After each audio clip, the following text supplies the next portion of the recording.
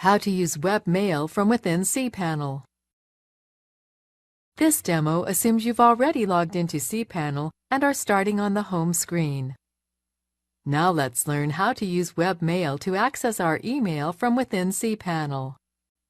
Click the Email Accounts icon. To access webmail for the main account, you would use this link, but we're not going to do this because we want to access webmail for a specific account.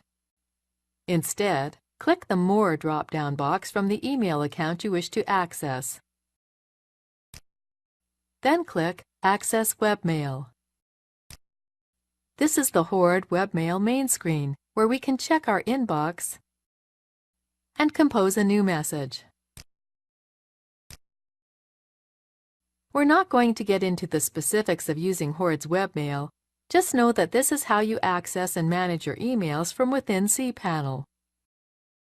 This is the end of the tutorial. You now know how to access your webmail from within cPanel.